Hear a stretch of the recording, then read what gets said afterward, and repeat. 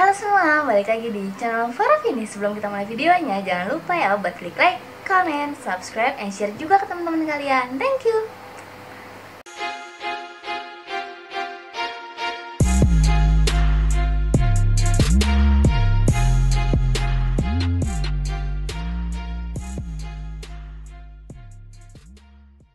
Oke, jadi udah lama banget nih aku nggak sharing tentang tata busana ataupun tentang perkuliahan. Jadi kali ini aku bakal sharing lagi ke kalian apa itu singkatan-singkatan dari SKS, KRS, IPK, dan lain-lainnya. Jadi buat kalian yang penasaran dan masih belum nggak tahu apa itu semua, langsung aja ya nonton video aku sampai habis.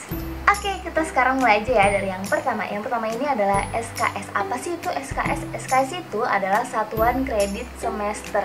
Biasanya SKS itu ada 2 SKS, 3 SKS, 4 SKS, sampai 6 SKS. Yang paling banyak setahu aku itu ada 6 SKS. Nah, apa sih SKS itu? Kalau misalkan kalian di SMA, di SMP, di SD, itu namanya adalah jam belajar. Jadi kalau misalkan kalian 2 SKS, satu SKS itu biasanya 40-50 menit. Jadi kalau misalkan kalian 2 SKS berarti 40-50 menit itu dikali 2. Ngerti kan guys? Jadi itu lama waktu belajar kalian. Misalkan nih, satu SKS ini 40 menit. Kalau misalkan 2 SKS berarti kalian belajar itu 80 menit. Ngerti kan? Gitu ya guys. Kalau misalkan kalian di SMA atau SMP atau SD biasanya kan bahasa Indonesia 2 jam. Terus habis itu bahasa Inggris 3 jam biasanya gitu kan guys. Nah ini di kuliah sekarang namanya SKS gitu ya guys.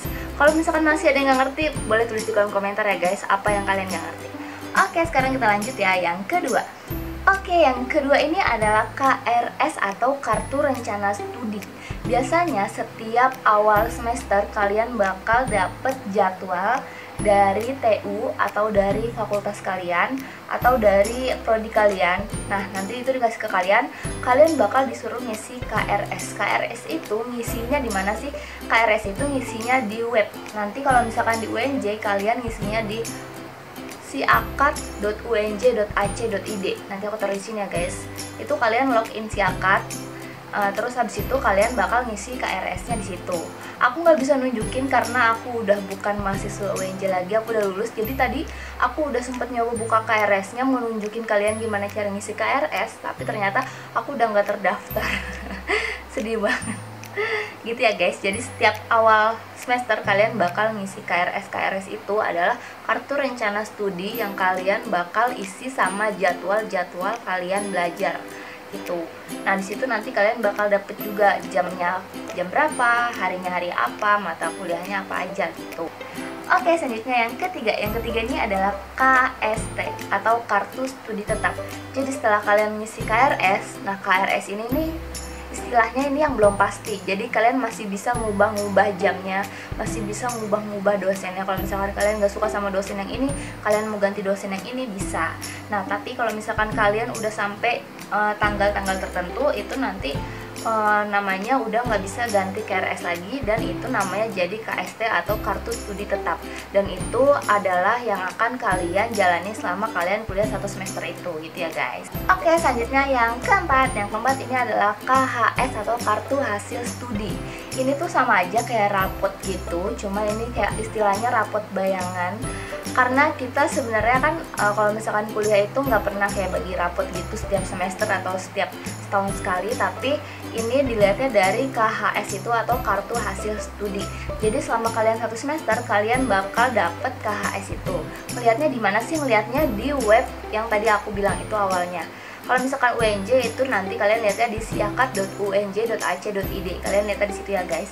Nanti di situ ada bakal pilihan, ada KRS, terus KHS, DHS gitu-gitu. Nanti kalian tinggal pilih aja di menu itu. Nanti kalian bakal keluar kalau misalkan udah akhir semester, kalian bakal keluar nilainya di situ. Nah itu nanti yang kalian bisa tunjukin ke orang tua kalian nilai kalian gitu. Oke, selanjutnya yang kelima. Yang kelima ini ada IP. IP itu apa sih? IP itu adalah indeks prestasi. Jadi setiap semester kalian bakal dapet IP itu melalui KHS. Jadi nilai kalian nanti IP itu bakal masuk ke KHS itu. Nah semua nilai yang ada di KHS itu adalah IP namanya, ngerti kan guys? Selanjutnya yang keenam, ini ada IPK. IPK itu beda sama IP. Kalau misalkan IP itu adalah setiap semester, tapi kalau misalkan IPK itu indeks prestasi kumulatif, itu adalah yang bakal jadi nanti pas kalian lulus. Ngerti kan guys? Kalau misalkan kalian lulus, kalian bakal ngelihat IPK kalian itu adalah hasil keseluruhan belajar dari semester 1 sampai semester akhir kalian gitu. Nah, aku juga mau ngasih tau kalian, kalau misalkan IP itu biasanya range-nya dari 0 sampai 4. Biasanya nih, kalau misalkan dari pengalaman aku, kalau misalkan dosen-dosen aku ngisi nilai, mereka tetap awalnya ngisi nilai misalkan kayak 7, 8, 9 atau 6, 7, 8, 9 gitu. Tapi setelah itu mereka ubah lagi konversinya ke 0 sampai 4 itu. Gitu guys. Jadi itu yang namanya IP itu. Jadi misalkan nih, IP 3 itu kayak nilainya 8 sampai 9. Nanti IP 4 itu nilainya dari 9 sampai 10 gitu. Jadi nggak ada nilai pastinya, cuma itu IP itu kayak gambaran gitu loh. Nah, terus biasanya kalau misalkan di UNJ ini kalian nggak boleh sering-sering dapet C-min. Kalau misalkan kalian dapet C-min lebih dari beberapa atau lebih dari 3, kayaknya kalian nggak bisa wisuda atau kalian nggak bisa ngambil skripsi atau kalian nggak bisa ngambil tugas akhir. Jadi kalian harus bener-bener pasti ini.